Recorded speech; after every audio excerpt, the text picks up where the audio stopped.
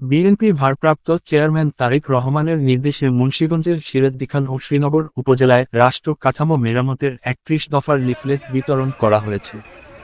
শুক্রবার সকাল ১০টার দিকে সিরাজদিখান উপজেলার নিমতলা বাস স্ট্যান্ড ও নিমতলা বাজার এবং দুপুর ১২টার দিকে শ্রীনগর স্টেডিয়াম ও শ্রীনগর চকবাজার এলাকায় সিরাজদিখান উপজেলা বিএনপির সভাপতি শেখ মোহাম্মদ আবদুল্লাহর নেতৃত্বে এ লিফলেট বিতরণ করা হয়। এ সময় উপস্থিত ছিলেন সিরাজদিখান উপজেলা বিএনপির সাধারণ সম্পাদক এম হায়দার আলী,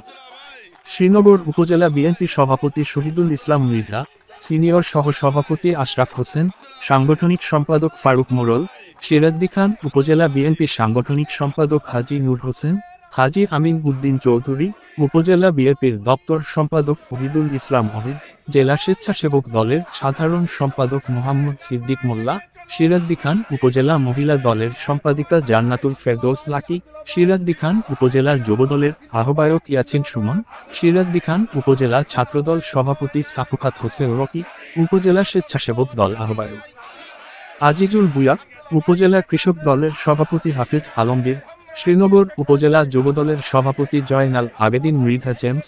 সাধারণ সম্পাদক মামুন, উপজেলা স্বেচ্ছাসেবক দলের সভাপতি ফয়সাল, সাধারণ সম্পাদক রজিন, উপজেলা ছাত্রদলের সভাপতি আশরাফ ইসলাম শুভসহ বিএনপি অঙ্গ সংগঠনের নেতাকর্মীবৃন্দ।